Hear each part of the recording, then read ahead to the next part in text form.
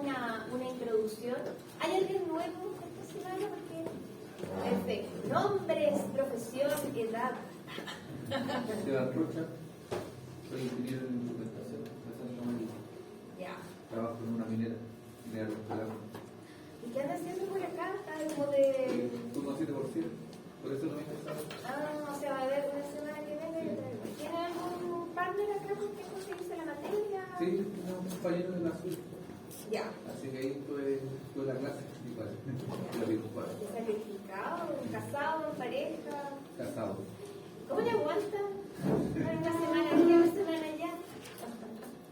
Costumbre al final sí.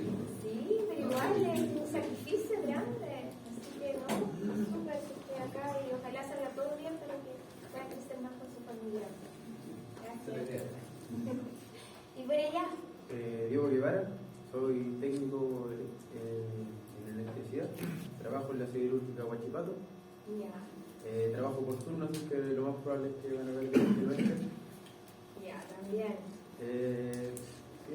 ¿Y los turnos son avisados o No, como son que de rotativos. repente te llaman y...? No, son turnos rotativos ya previamente establecidos. Ya. Teníamos otro compañero en la misma idea que trabajaba en siderúrgica. El Tomás, sí. Sí, no vi ahí. Ya. Pero ahí quizás se conocen. Bueno, que Huachipato es grande, sí. Pueden estar en distintos lugares totalmente diferentes. ¿En qué parte específica trabajas tú dentro de...? En un momento estuve trabajando en el convertidor, donde se transforma el radio en acero. Ya. Y ahora en este momento estoy trabajando donde el acero líquido se forma sólido a un producto semi-terminal. Ah, perfecto. Entonces, el tema del griego sobre el poligonal, todos los demás ya lo vimos. Bueno, la semana pasada lo que hicimos fue una introducción al curso, hablamos, digamos, de la importancia de los procesos, de algunas partes de los procesos, pero tal como algunos me mandaron un correo, no hablé nada, digamos, de la dinámica de cómo va a ser la asignatura, ¿ya? Y eso entonces se lo voy a presentar hoy día de forma cortita, ¿cierto? Obviamente las clases presenciales son dos, digamos, este rato que tenemos aquí todos los sábados de 11:10 a 12:30. Este curso, como tiene 2 horas pedagógicas presenciales, involucra durante la semana, ustedes deberían dedicarle 2 horas más, ¿ya? A repasar lo que vimos, a hacer alguna actividad que yo les pueda subir a la plataforma, ¿cierto? Esa, digamos, es la idea del trabajo autor. Mi correo está ahí, ¿cierto? Para cualquier cosa, obviamente a través de ADECA igual me pueden escribir, como lo hicieron algunos de ustedes, para preguntarme esto. Pero si quieren escribirme directamente al correo, es ese que está ahí. Las presentaciones yo se las voy a subir, así que no es necesario que se estresen, digamos, copiando, digamos, lo que está ahí, sino que ojalá puedan tomar apuntes de lo que conversamos, digamos, de lo que se dice, digamos, y no tanto de lo que se ve ahí en el pago. ¿Qué cosa? Bueno, materiales de estudio, lo que les decía. Textos guías, los cuales se los voy a subir a la plataforma en formato PDF. No sé si es lo más legal que existe, pero la idea, digamos, es que los tengan disponibles y no tengan que estar o viniendo a la biblioteca o comprándolos a través de internet. Entonces se los voy a subir en formato PDF. Vamos a hacer algunas guías de estudio, digamos, guías de trabajo para que ustedes puedan soltar la mano. Las presentaciones, obviamente, y de repente si hay algún material interesante que ustedes puedan leer para complementar lo que hayamos visto en la clase, también lo voy a subir a la plataforma. Tanto las actividades como las tareas tienen que entregarse a través de la plataforma. Ya yo les decía que más o menos cada 2 semanas yo les voy a subir una tareita chica, de forma, digamos, que vayan, digamos, aplicando lo que hemos aprendido, y eso va a tener que ser subido, digamos, al ítem correspondiente de la plataforma. ¿Se han metido a la plataforma? Sí. La DECA, se manejan, digamos, en buscar, digamos, dónde está, digamos, las clases, de repente. Yo a mi DECA no subió nada todavía, pero con las otras asignaturas, ¿están claros con el uso de la plataforma? Sí. Ya, perfecto. Entonces, todo a través de ahí, lo que es entrega de trabajo, o como les digo, si quieren comunicarse conmigo a través de DECA también, si es que no es a través del correo electrónico.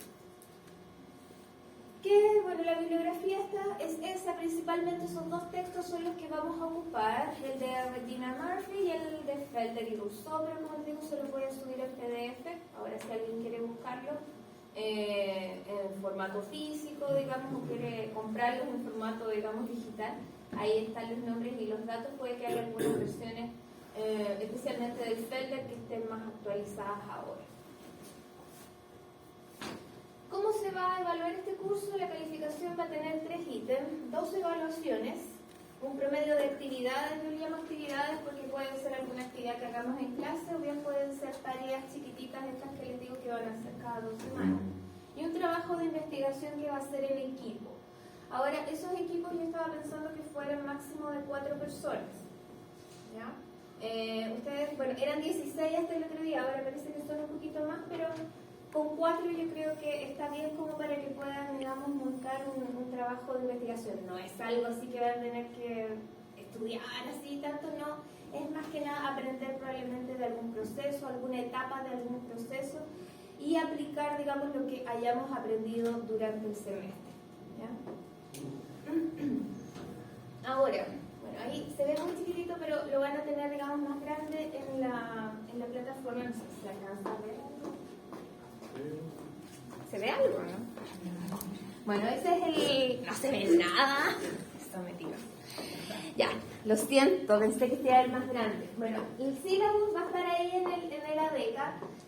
Están todas las fechas, ya, todo lo que vamos a hacer cada sábado. Así que los que por alguna razón no puedan venir, ¿cierto? La idea es que o estudien por su cuenta esos tópicos o le pidan al compañero, Julián, le pidan al compañero, digamos, qué fue lo que se dio ese día. ¿Qué es lo que probablemente más les va a interesar de acá? Están los recesos, ¿cierto? Lamentablemente, tenemos 3 sábados que no nos vamos a ver. Uno de ellos es el de la próxima semana, porque es sábado santo. ¿Ya? De ahí tenemos el 20 de mayo, que es receso universitario, y el 22 de julio, que son las vacaciones de invierno. ¿Qué otra fecha importante? Las evaluaciones. Yo les decía que la calificación consta de 2 evaluaciones, ¿ya? Que son el 30% que está ahí. Esas evaluaciones las tengo programadas para el 13 de mayo. Voy a anotar porque entonces la evaluación 1 va a ser el 13 de mayo y la evaluación 2 la tengo programada para el 29 de julio. ¿Ya? Así que la evaluación obviamente la tendríamos en este mismo horario acá en sala y las evaluaciones en primera instancia son individuales.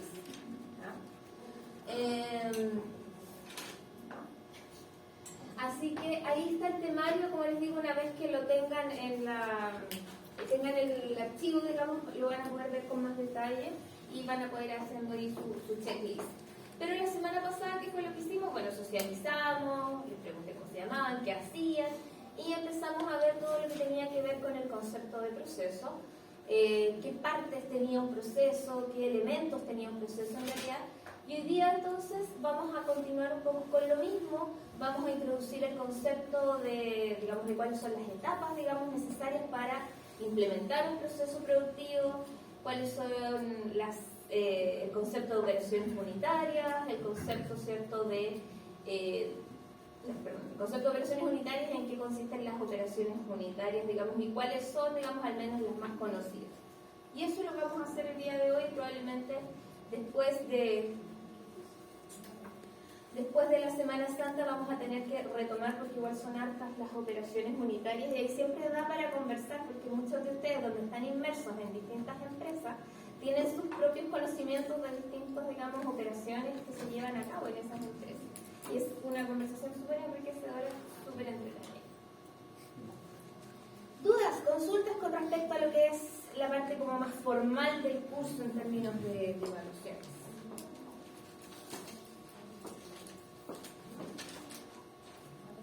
¿Hay evaluación de recuperación? Nadie llega a ese punto. Llevo 4 años haciendo, nunca nadie se ha ido recuperativo, pero obviamente si hay alguien que está mal, sí tiene derecho a dar su evaluación recuperativa. ¿Y si falta una igual? Si falta una evaluación es una evaluación recuperativa. Ahora, si en el promedio de los 3 ítems tiene menos de un 4, tengo que hacerle una especie de examen. Y ese examen involucra toda la materia. Pero créeme que nadie ha llegado a ese punto. Recuperativa sí. Por ejemplo, justo te tocó trabajar a ti esa semana. Justo te toca. Ya.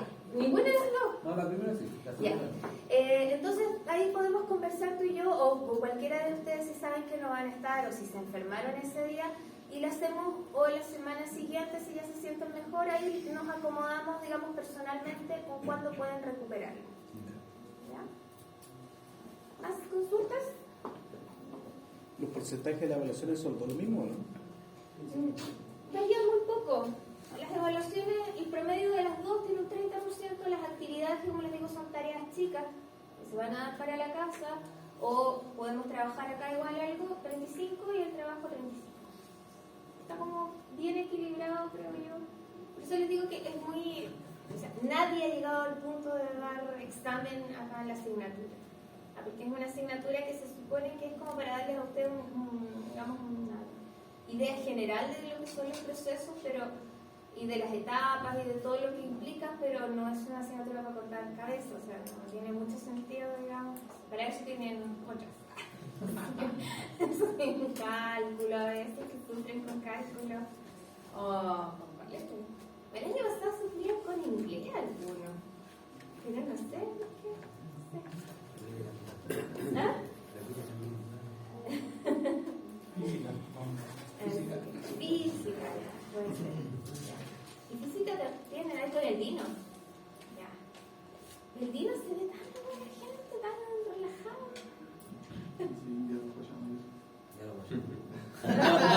Ayer te lo hacemos en China por grupo. A ver, nada, se vino. Sí. Ya. Eso es entonces. Ya. Cuéntenme entonces, los que vinieron la semana pasada, ¿qué se acuerdan que vimos o qué conceptos que así, díganme nomás qué es lo que se acuerdan que vimos? Riles. De materia prima. ¿Ya? Concepto, así ya. Materia prima, bien. Subproducto. Residuo. Desecho. Así, mira el cuaderno. No. Lo que se acuerdan, lo que se acuerdan. No. Sustentabilidad. Sustentabilidad.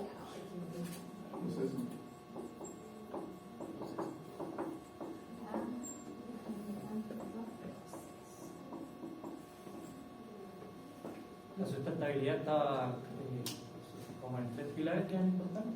Estaba ¿Ya? el económico, ambiental y la social. Exactamente. Teníamos, ¿cierto?, que era como una intersección de conjuntos, porque hoy en día lo que se busca, ¿cierto?, es que los procesos sean sustentables. Y la sustentabilidad, que la voy a colocar ahí con la letra S, es como la intersección de los 3 pilares que decía de la parte económica, el desarrollo social y obviamente el cuidado ambiental. Ahí está metida la sustentabilidad y se busca que los procesos sean sustentables hoy en día. ¿Qué más? Yo creo que es como un buen resumen. Falta una sola cosa. Dentro de todos estos términos falta una sola cosa. Segundo proceso. ¿Ah? Segundo proceso. Oiga, mira, Económico. Subproducto. no sé si está. Pero ¿qué es lo que falta? La sustentabilidad ya explicamos, los procesos tienen que ser sustentables. Así que Falta el ya- producto. El producto falta. Que tiene especificaciones. El producto tiene especificaciones, perfecto. Entonces hicimos nosotros nuestro esquema, que era colocar acá, ¿cierto? El proceso es el corazón, ¿ya? Ahí es donde se lleva a cabo, entonces, ya igual es como más un resumen para el Esteban, ¿cierto? Y el Diego. El proceso, entonces, ¿qué es lo que toma del ambiente, de la naturaleza? La materia prima. Entonces ahí tenemos esto que es lo primero. La materia prima, ¿cierto? Dijimos que podían ser sustancias que a veces son orgánicas, a veces son inorgánicas. ¿Cuál era la diferencia entre ambas? ¿Se acuerdan o no? Carbono. El carbono. Las sustancias orgánicas todas tienen carbono. ¿Ya? Pueden tener un carbono, pueden tener como el metano que tiene un carbono, que es CH4, ¿cierto? O pueden tener muchos carbonos como el crudo de petróleo que tiene tiras de, no sé, 20 átomos de carbono, 30 átomos de carbono, muchísimo. El tema es que esta materia prima, ¿cierto? Que puede ser orgánica o inorgánica, y algo inorgánico, Ácido sulfúrico. Agua. Ácido sulfúrico, agua, ¿cierto? Lo inorgánico es todo aquello, todo el resto de los elementos que no sea el carbono y mezclas de ellos. Entonces esta materia prima entra al proceso. ¿Con qué finalidad entra al proceso? Hay un producto. Para obtener un producto, ¿cierto? Obtener un producto. Ese producto, tal como decían por ahí, tiene especificaciones. ¿Ya? Es decir, tiene que tener ciertas condiciones que tiene que cumplir, características que tiene que cumplir, que pueden ser de tamaño, de dureza, de resistencia. Los que trabajan en la industria del acero, ustedes saben, ¿cierto? Que, miren, también trabajan en Huachipato. ¿Es cierto?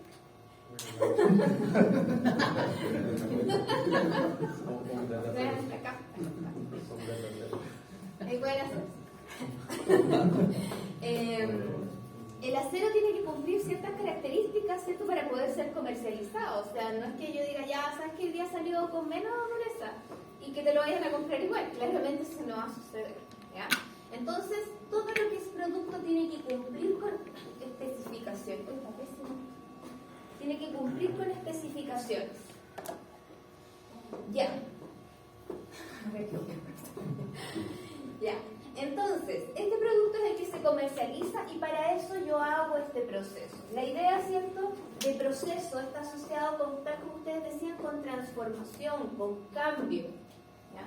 Esas transformaciones pueden ser de distinto tipo, pueden ser física, pueden ser mecánica, pueden ser químicas, digamos, que son como las que más me competen a mí, digamos, o a mi formación, digamos, que soy ingeniero químico. Pero aún así, digamos, igual trabajamos con lo otro. De este proceso, digamos, además de obtener un producto, a veces obtenemos subproductos. Entonces, ¿quién puede explicarme sencillamente qué es un subproducto? Un subproducto puede ser algo que sea derivado en el proceso antes de obtener el producto final, pero que puede ser utilizado para venderse como subproducto en sí o para volver a utilizarlo dentro del mismo proceso para obtener un producto final. ¿Ya? Un subproducto es algo que puede comercializarse. Tal como dice el Tomás, igual a veces en algunas empresas estos subproductos como pueden volver a reincorporarse al proceso, no necesariamente como materia prima, pero sí en alguna de las etapas intermedias. Pero es algo, digamos, una sustancia que si yo quiero venderla, también la puedo vender porque también cumple especificaciones. Ahora, esas especificaciones pueden ser un poco diferentes a las del producto. Por ejemplo, la semana pasada dieron un ejemplo súper bueno, que era de una empresa de choclos. ¿Cierto? Ustedes trabajaron con los choclos. Entonces, ¿qué hacían? Desgranaban el maíz, ¿cierto? Y tenían una empresa que vendía choclo congelado. Pero ese maíz tenía que cumplir con un cierto tamaño de grano. Y todos los granos chicos que quedaban seguían, ¿cierto?, siendo maíz, seguían pudiendo ser consumidos, pero como eran más chicos, digamos, se convertían en un subproducto porque claramente tenían que venderlos más baratos o otra empresa los podía comprar y envasarlos con otro nombre, etc. ¿Ya?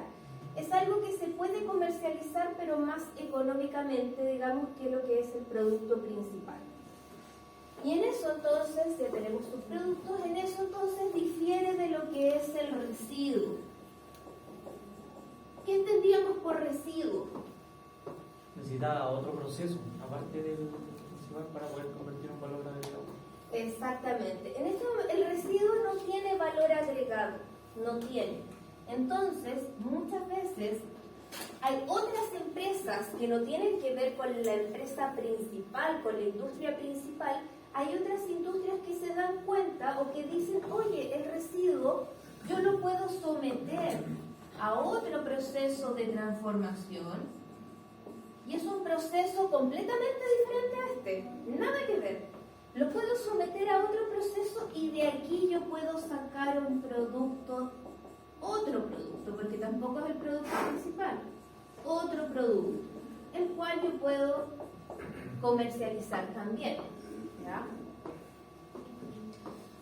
Por ejemplo, con el mismo del maíz, dentro de este proceso de obtención o de generación de maíz congelado premium para exportación, yo como residuo me van a quedar todas las hojas y las porontas del choclo. ¿Ya? ¿Lo pueden visualizar? Porontas del choclo. ¿Ah? Comida. Entonces, ese residuo, esta empresa puede decir, bueno, este es un residuo, puede decir, no me sirve para nada, pero hay otra empresa que dice, oye, yo puedo tomar eso, lo puedo fermentar y de la fermentación yo obtengo biocombustible. Entonces, algo que no tenía ningún valor, ¿ya? Yo lo transformo a través de otro tipo de proceso y obtengo un producto, digamos, de mayor valor agregado, que en este caso vendría a ser el biocombustible.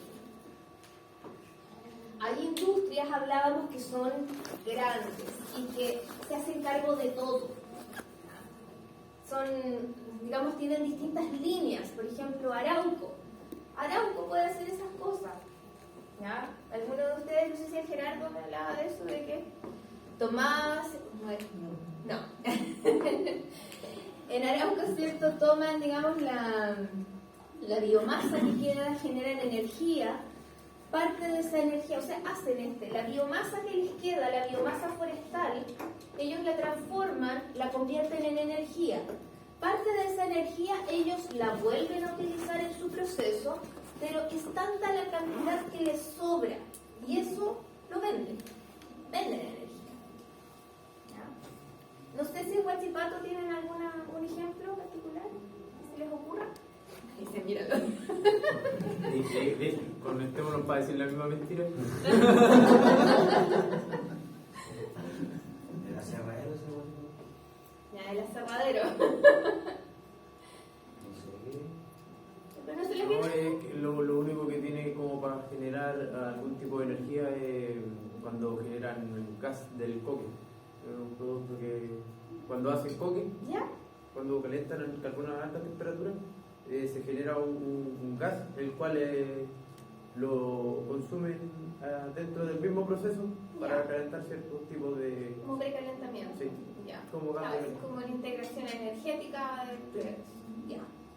Claro, ahí es como que sí podría considerarse, digamos, pero ya ellos no venden parte de esa energía, sino que lo reutilizan completamente dentro del proceso. Sí, igual es vendido, pero poca cantidad, porque el que compraba eso era Cemento Bio Bio, que estaba frente. Ya. Pero Pero ahora ya no. claro que el poder calorífico era muy grande, entonces creo que tenían problemas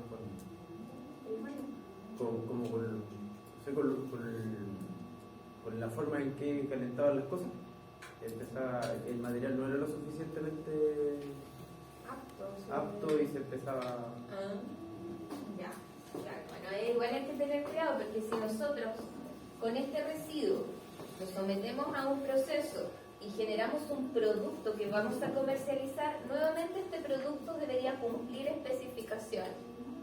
¿Ya? Especificaciones de acuerdo a lo que estamos generando. Estamos generando un combustible, tendrá que tener cierto poder calorífico, y eso tendrá que estar informado para que el que lo compre sepa, digamos, cuál es el poder calorífico que tiene y lo pueda aplicar adecuadamente donde lo va a ocupar. ¿Ya? Y nos queda lo último. Proceso, tenemos producto. ¿Cuál es el último que nos queda? Los desechos son el problema hoy en día. Como les decía, hace 30 años atrás probablemente residuos y desechos se consideraban como sinónimos, porque en realidad todo se botaba, basura. Pero hoy en día, ¿cierto?, se trata de minimizar los desechos o idealmente llevarlos a cero. Cosa de que todo, digamos, de alguna forma sea un residuo, y ese residuo, ¿cierto?, se pueda vender, se pueda comercializar o se pueda reutilizar dentro del proceso. Sin embargo, hoy en día todavía la mayor parte de las industrias tiene desechos, y esos desechos lo único que nos queda, digamos, es disponerlos. Y generalmente eso es un gasto para la empresa, porque o los tienen que tratar, la empresa misma tiene que tratar esos desechos o ubicarlos en algún lugar adecuado, o bien tiene que pagar porque se los saquen, digamos, de la planta. Eso, digamos, es lo que vimos la clase pasada. ¿Ya? No sé si les hace sentido. Allá en la industria minera, ¿cómo está la cosa? ¿En qué parte, digamos, te ubicas, digamos, dentro de todo esto? ¿Dónde estarías ubicado tú? ¿Trabajas en la parte de la materia prima? ¿Trabajas en el proceso propiamente tal? Sí, en todo en realidad. Yo trabajo en el área de suministro eléctrico. Ya. Entonces, se suministra está en el proceso, en el ingreso de la materia prima, todo. Es harta responsabilidad entonces. ¿Y en qué parte, en qué proceso productivo estás en particular con algún mineral en particular? ¿Qué desarrollo? Yo soy planificador. Yo estoy encargado de programar la mantención y la gestión de todo. Es decir, cuánto hay que hacer la mantención, cuánto hay que hacer la gestión. Todo lo que son los parados de planta, Todo eso, sí. Harta responsabilidad pues. Interesante. Algo. Ya. Bueno, ¿de dónde entonces parte todo esto? Bueno, todo esto partió, si bien los procesos en sí existen desde la época prehistórica, desde que el hombre descubrió el fuego, donde empezó, ¿cierto?, a hacer la metalúrgica, la edad del bronce, la del hierro y todo lo que ustedes conocen, pero quizás el boom de todo esto parte con la primera revolución industrial. Y si bien uno como que eso es lo que estudia en el colegio, hoy en día, ¿cierto?, ya estamos en la cuarta revolución industrial, que yo creo que los que se dedican a la parte como más electrónica o de automatización están como bien metidos en eso, digamos, todo lo que se hace, todo lo que la inteligencia artificial hoy en día, digamos, ha aportado al desarrollo, digamos, de ya la optimización de los procesos productivos. ¿Ya? Probablemente los que trabajan en instrumentación o, no sé, digamos, los que trabajan en otras áreas, están, digamos, ven que eso ha avanzado a pasos agigantados en los últimos años. Entonces ya estamos ahí.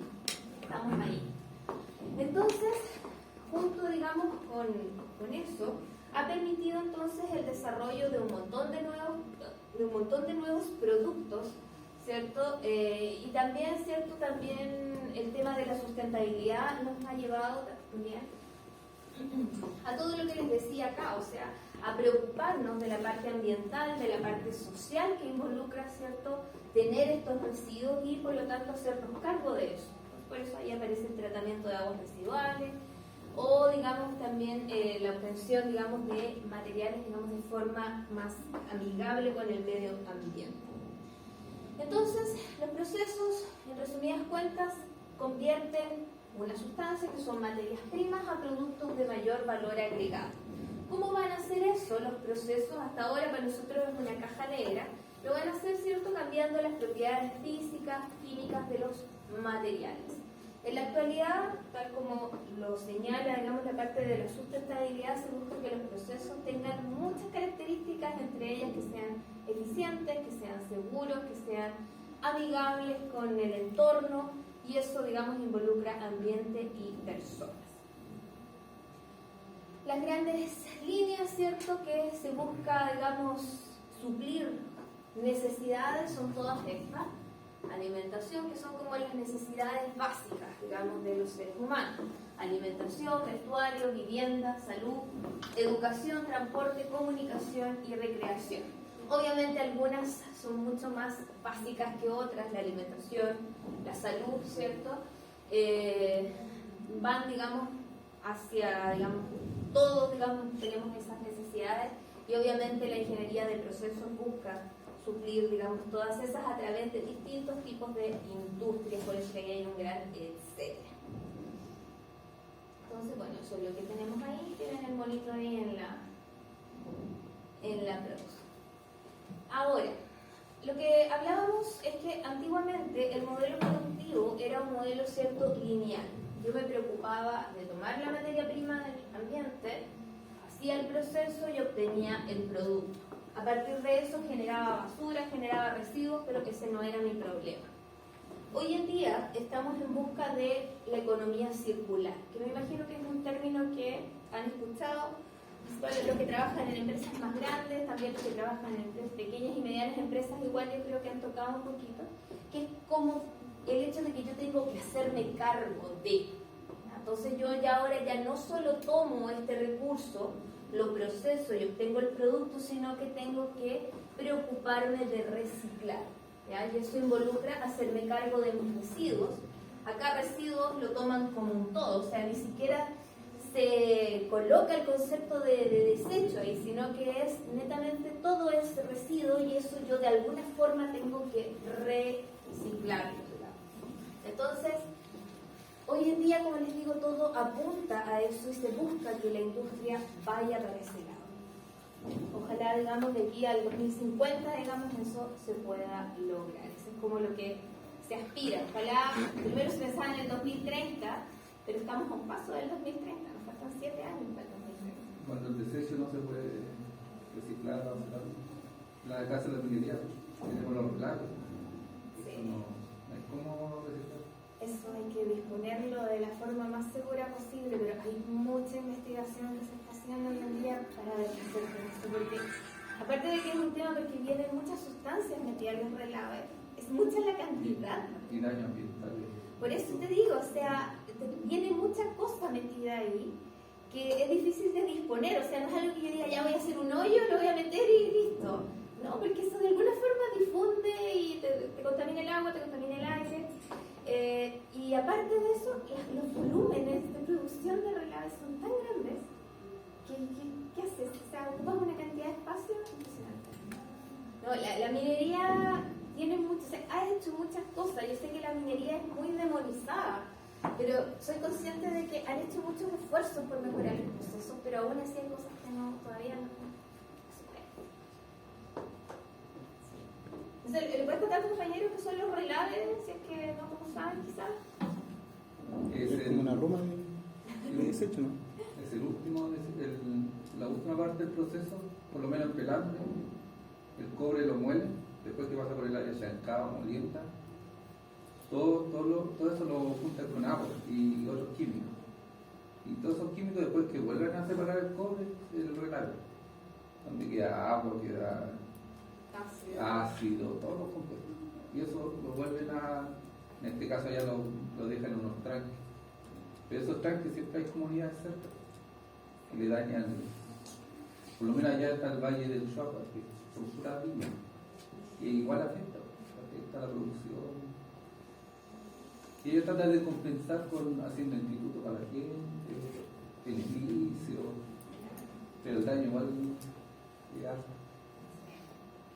Así es, esto es un tema. Digamos, acá, desde el punto de vista de la universidad, claro, o sea, hay alta investigación hecha con eso, ¿no? Para recuperar, por lo menos quizás para limpiar los relaves de las cosas más nocivas.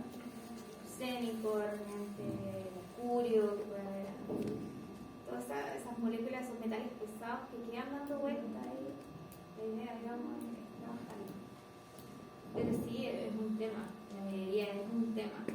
Y lo otro también es el tema del uso del recurso hídrico en la minería. Igual es potente. Hay mucho que hacer ahí. Pero a eso apuntamos, por eso les digo yo, de que al 2030 en realidad nos queda poquito. ¿Se han hecho avances? Sí. Pero yo creo que hay que mirar quizás un poquito más allá, digamos, ya 2050 para poder tener un modelo, digamos, instalado, un modelo de economía circular como corresponde. Ahora, si nos vamos directamente al proceso, digamos, propiamente tal, los procesos, ¿cierto?, pasan por distintas etapas antes de convertirse. Ahora, la mayoría de ustedes trabaja en cuestiones que están ya como instaladas, o sea, el proceso del acero o el proceso, ¿cierto?, de obtención de cátodos de cobre, es una cuestión que ya está como súper estudiada y que de repente, digamos, los cambios que se hacen o las modificaciones van más por el lado, digamos, de hacerse un poco más sustentables o optimizar las producciones. Pero no es que vayan a descubrir la rueda en el tema del proceso propiamente tal, con las etapas del proceso. Sin embargo, si nosotros estamos pensando en que queremos instalar algo nuevo, ¿cierto? Todo parte con una idea. ¿Ya? O sea, yo tengo una idea de transformar esto en esto otro. ¿Por qué? Porque lo leí, porque quizás la estructura de esa sustancia me permite pensar que yo puedo elaborar o producir algo a partir de ella. Pero no se ve nada. No me dicen nada, se ve súper poco. Ya. Entonces lo primero es la idea, que es lo que aparece acá en rojo. Una vez que yo tengo la idea, esto pasa generalmente a lo que es un diseño conceptual. ¿Ya? Un diseño conceptual es como que yo digo, ya, ¿cuáles deberían ser las etapas que debería seguir esta sustancia que yo tengo inicialmente, mi materia prima? ¿Qué etapas tendría yo que tener para lograr todas las transformaciones que necesito para obtener ese proceso? ¿Ya? Y Después que hago ese diseño conceptual, que es en papel realmente, bueno, hoy en día en computador, pero en papel. En papel, así como ya tengo todo esto que yo pienso que puede resultar, tengo que necesariamente pasar por ensayos de laboratorio. ¿Ya? Tengo que pasar por el laboratorio donde ahí sean, digamos, ingenieros de procesos, sean químicos puros, etcétera, se dedican, digamos, a hacer eso. Luego de eso, cuando ya los resultados del laboratorio me dicen sí, efectivamente esto se puede realizar o estas etapas están bien, digamos, para poder lograr lo que yo espero, pasamos a escala piloto. Y una vez que logramos obtener buenos resultados en la escala piloto, salvamos todas las dificultades que involucra eso, pasamos a lo que es la ingeniería básica. Y en la ingeniería básica yo ya ahí me tengo que preocupar de qué equipos voy a colocar en el proceso, qué es lo que hay en el mercado. Dime. ¿Eso era escala piloto? ¿Qué se refiere con eso? Solamente es como una variación, es un intermedio entre la escala industrial y el laboratorio. Uno en el laboratorio trabaja a mínima escala, 2 litros, 10 litros, por ejemplo, si estamos pensando, digamos, de producción de algo líquido. Pero ya a escala piloto podemos estar hablando de 100, hasta 1000 quizá. Antes de pasar, digamos, un intermedio. ¿Por qué? Porque muchas veces las condiciones del laboratorio son súper controladas. Tú puedes controlar temperatura, puedes controlar la presión, el ambiente, la luz, todo. Pero pasar de eso, digamos, a una escala industrial es otra cosa. Por ejemplo, cuando uno trabaja con microorganismos, principalmente procesos de fermentación, en el laboratorio tú puedes mantener un ambiente súper limpio y el microorganismo crece happy. Pero resulta que después pasa a escala piloto y ya no puedes andar con un mechero o tener todo un sistema, digamos, aislado. Es difícil, es imposible. Entonces, tienes que ver ahí cómo salvas esas dificultades, digamos, en un proceso. ¿Eso fue una estirada o fue una pregunta? No. Ahí está. Ok. Entonces, la escala piloto es como el intermedio. Y ahí ya hay que arreglar, digamos, otras dificultades, digamos, y antes de pasar a la ingeniería básica. En la ingeniería básica yo ya me preocupo de lo que yo voy a producir efectivamente. Voy a producir, no sé, 3 toneladas diarias de esto. Necesito producir 20 litros de combustible por hora. Necesito esto, ya. En base a eso, en base a lo que yo quiero producir, ¿ya? Tengo que ver, ok, ¿qué equipos voy a necesitar? ¿Cómo va a ser el diseño de esos equipos? ¿La operación va a ser continua o va a ser batch, discontinua? ¿Qué tipo de tuberías voy a utilizar? ¿Qué materiales voy a utilizar?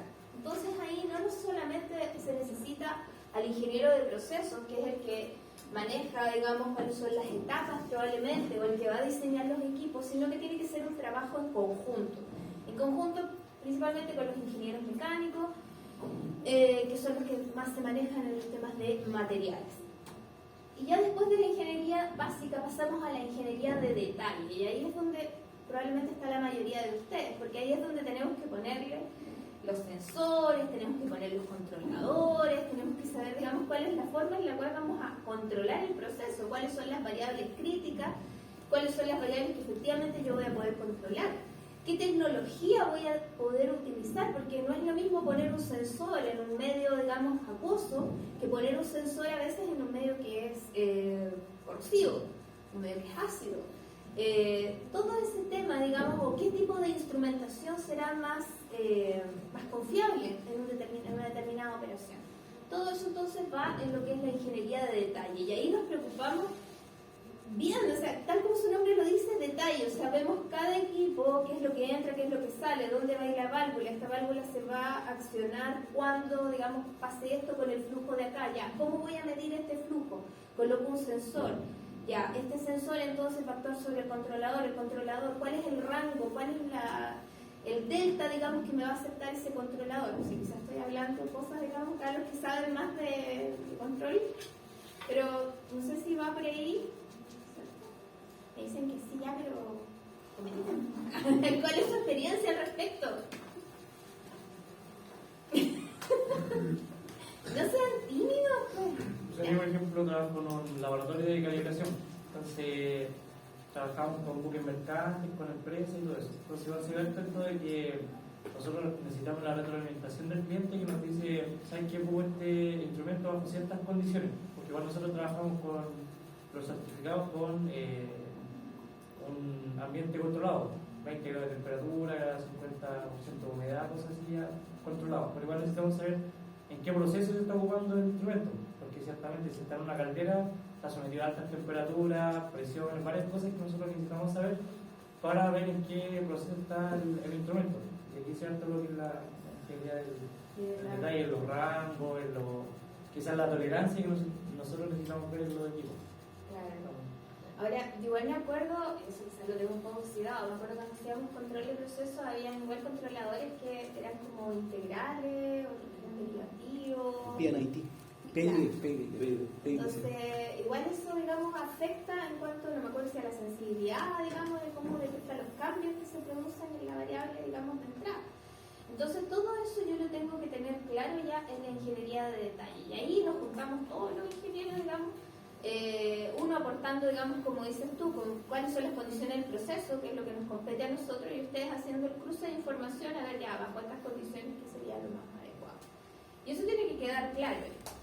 Ahora, eso, digamos, es como por un lado. Por otro lado, ¿cierto? La parte productiva propiamente tal, o las variaciones que se puedan generar dentro del proceso, hay que visualizarlas antes de que uno esté ya andando en el proceso, y para eso está lo que es la simulación y la optimización, ¿ya? En la simulación uno ahí ocupa, tal como su nombre lo dice, simuladores. Hay varios, digamos, uno de los más clásicos es el Aspen. No sé si alguno ha trabajado en simulación. Sí. ¿Simulación de procesos? Ya. Sí. ¿Cómo dice que sí? Porque, bueno, no sé si sirvo, pero con los PLC, ¿Ya? yo estuve técnico en electricidad y automatización. Entonces, ahí trabajamos con PLC y había simuladores de proceso, bueno, entre comillas, no sé si Sí. que uno simulaba el motor, etcétera, que va a Claro. recortar la cinta con... Claro, con porque la son polilla. simuladores de la línea de ustedes, pues, Claro. efectivamente. Entonces, da lo mismo. Acá, igual, ibas a decir eso. Algo parecido, pero a nivel de sensor, sí. Ya. Por ejemplo, hay uno de Siemens que simula sensor, entonces simula la correa transportadora y ve cuando pasa una caja en tal punto y detecta la presencia. Entonces ahí cierra el circuito y da indicación a la pantalla del computador que está la presencia del objeto ahí, Ya. en un determinado tiempo, a una velocidad de correa. Y puedes probar distintas cosas. Sí. Por ejemplo, si voy a aumentar la velocidad así para que la correa Claro. y ver si es capaz o no. Perfecto. Es exactamente lo mismo, pero nosotros lo hacemos, digamos, los ingenieros de proceso trabajamos con el proceso completo. ¿Por qué? Porque nosotros somos los encargados de decir o de lograr que el producto cumpla las especificaciones. Entonces, para que cumpla las especificaciones, obviamente uno tiene que ver, digamos, qué cantidad de materia prima va a estar entrando, qué condiciones va a tener esa materia prima, porque piensen, por ejemplo, aquellos que trabajan o que han estado, digamos, en el tema de la celulosa. La celulosa tiene que cumplir cierto estándar, tiene que tener cierta resistencia al rasgado, tiene que tener cierta blancura, tiene que tener cierta densidad, etc. Tiene muchas características que cumplir. Ese es el producto final, eso es inamovible. Sin embargo, la materia prima es algo que de repente sí puede variar. No es lo mismo obtener celulosa a partir de eucalipto, no es lo mismo obtener celulosa a partir de pino, y esos pinos a su vez no siempre vienen en las mismas condiciones. Uno espera que sí, dentro de todo, digamos, venga, pero puede ser que, no sé, un año todos los pinos llegaron con un poco más de humedad. Entonces eso, digamos, uno tiene que simularlo antes de poner a andar la planta, uno tiene que saber qué es lo que va a pasar, cuál es el rango en el cual yo me puedo mover dentro de las materias primas, que me va a permitir que pueda hacer ajustes dentro de los equipos del proceso que finalmente sí o sí me permitan alcanzar el producto final. ¿Ya? Porque si yo tengo un equipo, por ejemplo, que solamente tolera, o no sé, por ejemplo, la chipeadora, la que corta los troncos, solamente es capaz, los cuchillos funcionan cuando la humedad de la madera es menor, voy a decir una cosa, es menor al 30%, y resulta que justo los pinos ahora vienen con 35%, ya morí en la primera parte, en la primera etapa del proceso. Entonces todo eso hay que simularlo. Una vez que uno ya tiene más o menos los rangos, la sensibilidad del proceso a distintas variables de entrada, que generalmente son las características de esta materia prima, puedo yo ya decir decir, ya, ¿sabes qué? Estos equipos sí van a andar bien, acá probablemente voy a tener que ajustar la presión, aquí probablemente voy a tener que ajustar el flujo de vapor, pero sí o sí voy a lograr el producto al final del proceso. Y la optimización ya es como la guinda de la torta, así decir, ya, wow, súper. Voy a obtener la máxima producción o la mejor productividad, la mayor cantidad en el menor tiempo posible con el menor costo posible. Ideal que eso pueda suceder y se trabaja, digamos, a veces en eso con temas de optimización. Ya una vez que tengo claro que todo lo que yo diseñé, que todo lo que yo hice ya cumple o va a ser capaz de cumplir con los niveles, digamos, de calidad del producto, ya me pongo a construir, o sea, no es lineal porque esto igual va sucediendo como un poco en paralelo, pero ya puedo pensar en una puesta en marcha de la planta de proceso y finalmente ya ahí la operación. Lamentablemente cuando ocurre la operación tampoco es que estemos exentos de problemas, porque a veces, digamos, está operando todo bien y resulta que viene, por ejemplo, un dictamen de un cambio de ley que te hace, no sé, porque te solicita que lo que tú estés eliminando ahora, no sé, los relaves, por ejemplo, que esos relaves ya no te van a aceptar 2 partes por millón de arsénico, sino que van a ser 1 parte por millón. Entonces, esos cambios que a veces existen de normativa te hacen tener que replantearte también a ver si dentro del proceso qué modificaciones vas a tener que hacer para poder cumplir con esas normativas. O que el material particulado que estés arrojando en el ambiente también, o sea, tenga una concentración mínima, que las partículas sean de ciertas características. No sé si les hace sentido dentro de todo lo que el mundo, digamos, que ustedes se mueven bien. ¿En qué parte está la evaluación económica y ambiental? Porque Acá. En la ingeniería básica y la ingeniería de detalle, porque ahí hay que tener muy claro qué equipos vas a diseñar, digamos, qué es lo que va a entrar y más o menos saber qué es lo que sale de cada una de las etapas. Y eso obviamente, como tú sabes, qué es lo que va a pasar dentro del equipo, con qué condiciones va a salir de cada etapa, y eso ver cómo lo tratas para poder cumplir la parte, digamos, ambiental. Y la parte económica también, porque uno ahí presenta, cuando ya tiene la ingeniería básica y la ingeniería de detalle, uno presenta el presupuesto. Dice, mira, esto me va a costar esto. La inversión es esto, más esto, todos estos equipos, más todo esto, digamos, estos son los costos de operación, y ahí igual puede ser que te echen para atrás. O sea, ni siquiera alcanzas a ver la luz y te van a echar para atrás porque es poco rentable, por ejemplo. Necesariamente, claro, ahí. Desde aquí para atrás, digamos. O incluso la idea puede morir acá también. Si tú en el laboratorio, por ejemplo, encontraste que tu idea de que haciendo esto, esto y esto obtenías X y no lo obtuviste, o sea, hasta ahí llegó nomás. Tienes que seguir trabajando y qué modificaciones hay que hacer al diseño conceptual. Entonces, bueno, ahí tenemos un diseño conceptual, ¿cierto? Donde acá lo que quieres está como bien general. Tienes materias primas, tienes ahí una etapa que dice preparación de la alimentación. ¿Cómo lo vas a preparar en este momento? No tienes idea, pero sabes que algo tienes que hacer con la materia prima. A partir de eso tienes reactivos y los vas a pasar a reactores químicos. ¿Bajo qué condiciones van a operar esos reactores? Tampoco tienes idea, porque eso es el concepto, esa es la idea de conceptual. Yo sé que en los reactores químicos se producen reacciones químicas que me podría servir para hacer esa transformación. De ahí yo sé que voy a tener que separar. ¿Con qué voy a separar? Tampoco tengo idea, pero sé que tengo que separar. Obtengo productos residuales y de ahí, ¿cierto?, descarga al ambiente, ahí tendría como la parte ambiental que decía. De ahí de la unidad de separación, por un lado voy a sacar los residuos y por otro lado lo que a mí me interesa. Y eso después tendré que formularlo, o sea, hacerlo, digamos, ponerlo en formato de polvo, ponerlo congelado, no sé. Y finalmente a partir de eso voy a tener el producto final. Entonces, es como una idea. Yo sé más o menos qué puedo hacer, pero no tengo claridad ni bajo qué condiciones las voy a hacer, ni si efectivamente, digamos, son esos los equipos o las instalaciones que voy a necesitar. Pero es una idea global. ¿Ya? entonces el desglose de la pura idea, ¿no? Es el desglose de la pura idea. Por ejemplo, hagamos un ejercicio así como súper sencillo. ¿Cómo harían pollo asado? ¿Cuál es su diseño conceptual para hacer pollo asado? asado. Tener Y la materia prima el pollo. Ya. el plátano. ¿Qué van a hacer aquí? Hay que tener la maquinaria al horno. El criadero primero. También Preparación de la alimentación. Ya, ¿ven? Que ahí al tiro uno dice, ay, las pollas asadas. Todos me dicen cuando llego a este ejemplo, ay, qué ridícula, profe. Pero es que partimos con cosas, porque ya el pollo aquí, el pollo es la materia prima, perfecto. Pero ese pollo está vivo, está con pluma, está pelado, viene del supermercado, ¿cómo está el pollo? Viene el súper, luego de la carnicería. Ya, viene el criadero, viene con pluma o sin pluma. Sin pluma. Ya, sin pluma, viene pelado entonces. Ya. Bien asado. Es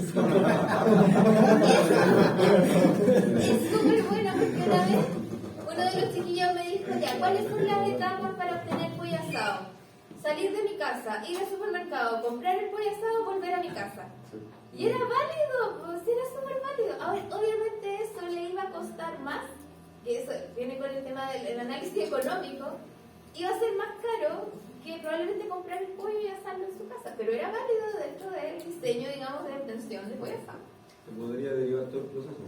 Algún costo económico se podría derivar todo el proceso en vez de tener el pollo, matarlo, Claro. sacarlo, comprar la maquinaria, o se puede comprar asado y se vende. Exacto. Se vende con una porción de papa. Exactamente, porque habían otros que me partieron con un criadero de pollos. Entonces, en el criadero de pollo ya ahí se embolaron así, porque se tenían como los huevos. Entonces tenían que ocupar luz, ¿sí? O tenían que tener un sistema de calentamiento de huevos para que pudieran crecer los pollos, o sea, para nacer y después alimentarlo. Y de ahí venía la parte de la matanza del pollo. Y de ahí, bueno, para los que son vegetarianos es como medio creepy, pero venía esa etapa. Entonces era una tremenda cantidad de pasos recién para llegar a esta parte. Entonces el diseño conceptual a veces es eso, es partir como ya. Para algunos era súper sencillo. Yo creo que la mayoría de ustedes pensó que agarrar el pollo, ir a comprar al supermercado, una pechuga de pollo, un pollo entero, crudo. Pero ya venía ya listo. Y de ahí van a venir las otras etapas de expresarlo probablemente, de ¿qué más? Alinearlo, hornearlo y obviamente obtener el pollo asado. Profesor, me consulta, no sé si, pero por ejemplo, el horno está dentro de reactores químicos o preparación de alimentación, no sé si. Yo te diría que de expresarlo vendría a ser como preparación de la materia prima. Porque de ahí vamos a ver las operaciones unitarias y eso vendría a ser como una molienda, como un corte. Pero ya, como tú cambias la naturaleza, porque después que tienes el pollo asado no puedes volver atrás. Es como un reactor de alguna forma. Es un cambio químico. Sí. El calor. El calor. Sí. Pero, claro, como la cocción vendría a ser como una reacción, digamos.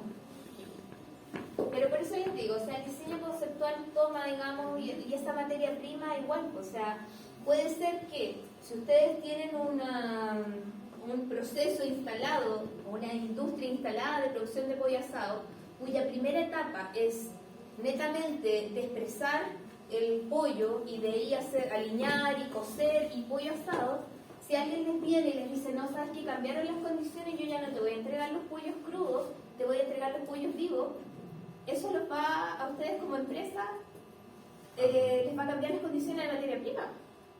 Y ahí es donde ustedes tienen que entrar a decir, bueno, soy capaz de instalar todo un proceso previo para hacer todo lo que hay que hacer con el pollo antes de, o bien decir, no, sabes que a mí ya no me está sirviendo esto, tengo que cambiar de proveedor de materia prima. Entonces, es parte como del colocar los límites de batería de lo que es su proceso productivo. Esto ya es ingeniería básica. La ingeniería, el diseño conceptual generalmente se hace en lo que se llaman diagramas de bloques. Cada etapa es un bloque. La ingeniería básica ya yo aquí me meto y yo tengo que tener claro cuáles son los equipos que voy a utilizar para hacer esos cambios. ¿Ya? Todavía quizás no tengo tan claras las condiciones en que van a hacerse esos cambios, pero sí ya sé que hay equipos u operaciones específicas que realizan esos cambios. No se ve absolutamente nada. Pero acá, por ejemplo, tenemos un calentador. Estos que son así, estos circulitos son intercambiadores de calor, quizás. Algunos enfrían, otros calientan, otros hacen cambios de fase. Acá tengo una turbina. Tengo todo un sistema de recuperación de energía. Por ahí tengo un absorbedor. Este que es un metanador que aparece ahí, es un reactor. Pero ya yo con la ingeniería básica tengo claro dónde va a entrar la materia prima, cuál es el camino que va a seguir y cuáles son los suministros o insumos que yo voy a necesitar también involucrar dentro del proceso. Entonces, ya a esta altura, el ingeniero de proceso y el ingeniero mecánico probablemente ya han trabajado en cuanto a los tamaños de los equipos y también a los materiales de los equipos, qué tipo de soldaduras se van a ocupar, qué tipo de tuberías se van a utilizar, las bombas, digamos, de qué características van a ser, o los compresores, si es que necesitan compresores, etc. Y ya después yo tomo uno de cada uno de esos equipos y ya me tengo que ir a la ingeniería de detalle, que como les digo probablemente es lo que ustedes más manejan, ¿ya?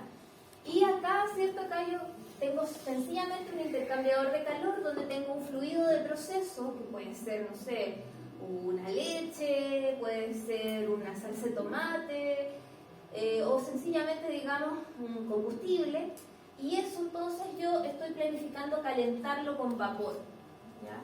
Sin embargo, tengo acá todo un sistema de control que va a accionar ciertas válvulas, que puede ser la válvula del fluido de proceso o la válvula de entrada o de salida del vapor, y que me va a permitir, ¿cierto?, quizás manejar los tiempos en los cuales ocurre ese calentamiento o jugar, ¿cierto?, un poco a fin de que el producto acá o lo que salga de esto salga bajo las condiciones que yo necesito para pasar a la siguiente etapa.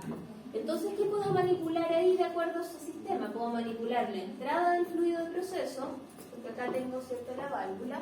Puedo manipular la entrada de vapor ahí arriba, de acuerdo, ¿cierto?, a los sensores, a lo que yo pueda establecer, o incluso puedo controlar acá también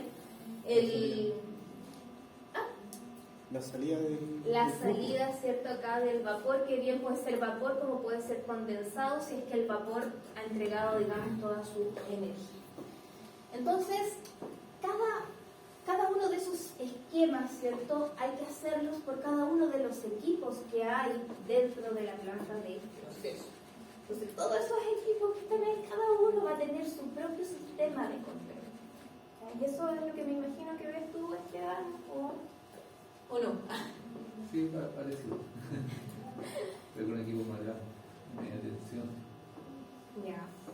Transformado, principalmente. Entonces, todo eso, digamos, es lo que hay que hacer. Cuando uno ya tiene todo esto claro, hace como preguntaba Gerardo, ahí uno hace la evaluación económica ya general. Porque ya con esto tú vas a saber cuántas válvulas vas a necesitar, cuántos sistemas de control vas a necesitar, qué cantidad de vapor quizás vas a tener que utilizar para mantener el proceso funcionando, qué cantidad de agua de enfriamiento, qué cantidad de energía, si tienes 20 equipos, qué cantidad de energía te consumen esos equipos, de dónde va a venir esa energía. ¿La vas a comprar de tendido eléctrico? ¿Vas a sacar por ahí, de hacer una integración energética, sacar del vapor que está aquí, lo voy a ocupar para calentar acá, del agua que sale aquí, la voy a ocupar para enfriar allá? Todo eso ya después uno hace un análisis económico y tú puedes señalar ya el proyecto o el proceso va a valer tanto inicialmente y después el costo, digamos, de mantención de este proceso es esto. Ya. Ahora, cada uno de los procesos que hagamos o que uno trabaja tiene etapas, ¿ya? Entonces, por ejemplo, este es el esquema de producción de cerveza. Voy a poner algo atractivo. Proceso productivo de la cerveza. Uno piensa que es algo, digamos, bastante simple. De hecho, es simple porque tiene poquitos equipos, ¿ya? Tiene acá un depósito de agua, ¿cierto? Que en realidad es un suministro del agua, pero tenemos el macerador, donde se ocurre, digamos, ahí se colocan los granos con el agua. Después pasamos a un cocinador, ¿ya? Que es como que cocemos literalmente. Después enfriamos y pasamos al fermentador, que es donde finalmente ocurre, digamos, la reacción para obtener el grado alcohólico, digamos, de la cerveza que necesitamos.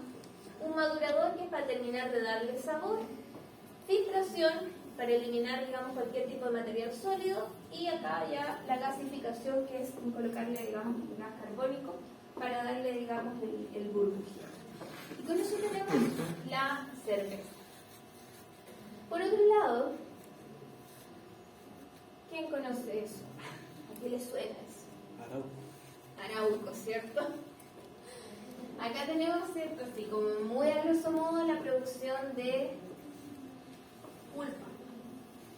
pulpa de celulosa, la pulpa gráfica, ¿cierto? Pulpa blanqueada. Y si se fijan, ¿cierto? La madera que tenemos ahí, ¿qué es lo que va a pasar con esa madera? Que es mi materia prima. La vamos a cortezar, la vamos a chipear, a astillar, de ahí vamos a tener todo un sistema acá para recuperar energía, ¿ya?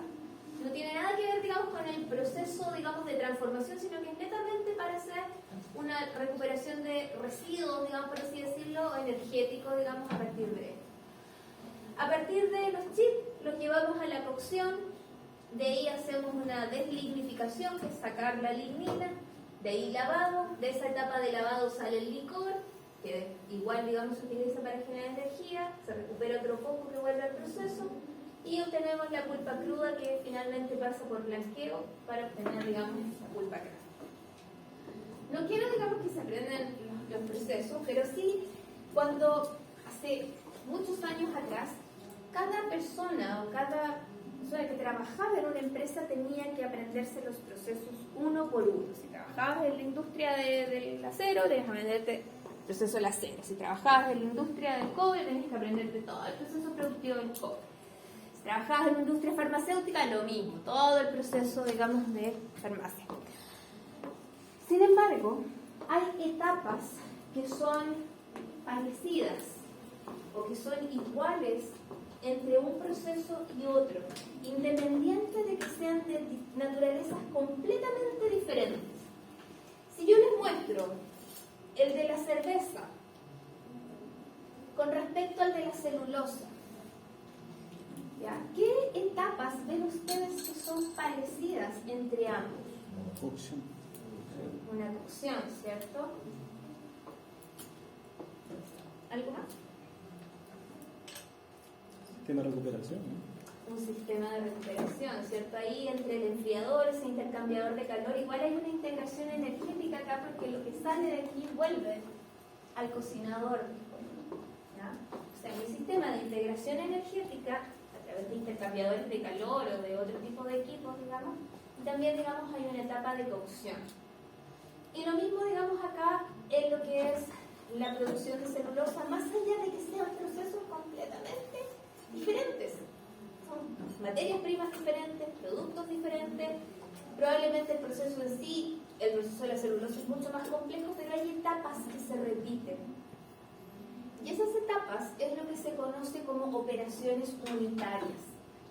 Y es un término que apareció en 1915, ¿cierto?, con los señores Walker y Little. No les voy a preguntar eso en ninguna parte, pero es un concepto, digamos, que aparece ya en esa época. Previo a esa época era obligación aprenderse los procesos uno por uno. Y para todos los que estudiaron ingeniería de procesos antes de esa época, tenían que aprenderse todos los procesos que existían. Sin embargo, estos caballeros acuñaron este término porque se dieron cuenta que muchas de las etapas de los procesos se repetían. No en todos, pero en varios, digamos, que eran de distintas naturalezas, aparecían etapas que se repetían. Entonces ya no tenía sentido aprenderse. Si tú quieres hacer un diseño conceptual, no tenías que recurrir ya a empezar a hacer los cruces de información de todos los procesos existentes, sino que si tú sabías qué hacía cada etapa, podías decir, juntar esas etapas de determinada forma para obtener el producto final, que era lo que tú andabas buscando. ¿Qué tipos de etapas o qué tipo de operaciones unitarias existen? Estas son unas pocas, digamos, que son como las más conocidas, pero hay muchas más. Entonces ahí tenemos la congelación, la esterilización, la lixiviación, unas que son mucho más conocidas de la vida diaria, como el secado, ¿cierto?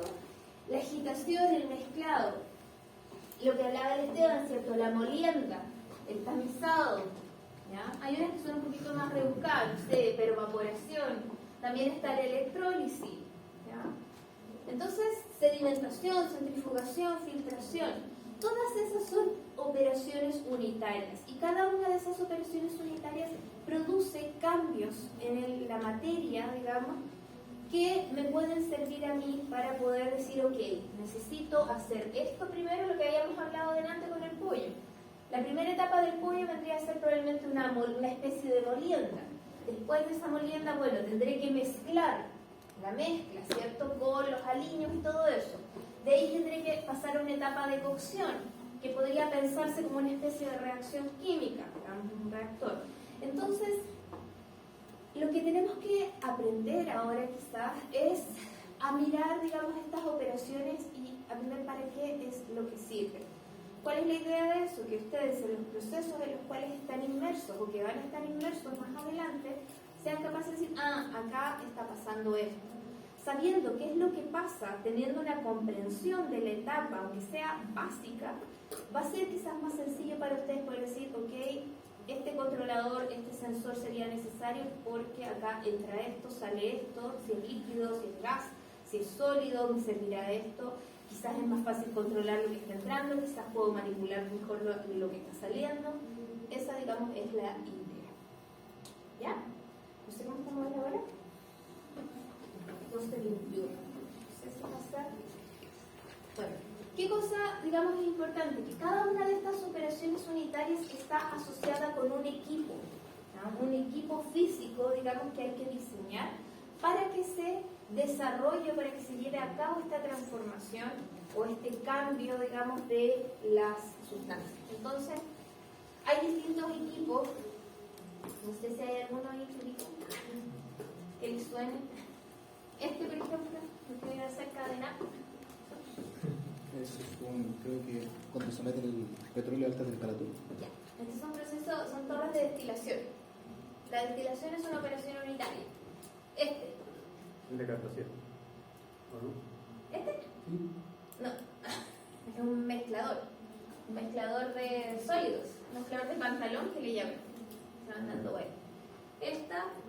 Acá sedimentación, efectivamente. Los mineros. ¿Ah? Burbujitas arriba con el metal. Flotación, muy bien, flotación. Y acá esta es una bomba, ¿cierto? Una bomba centrífuga, por ahí hay un filtro de placas y marcos, etc. Cada una de las operaciones unitarias tiene asociado un equipo que hay que diseñar. Y una vez que está diseñado, alguien, es decir, ustedes, tienen que ponerle todos los controladores y sensores necesarios para asegurar que la transformación que ocurre en ese equipo se efectúe de la forma esperada. Vamos a quedar hasta acá por hoy. Y la próxima semana ya la subsiguiente vamos a retomar, digamos, con las distintas operaciones unitarias para que se vayan haciendo una idea de qué es lo que hace cada cosa. Les voy a subir una pequeña tareita, ¿ya? En el ADECA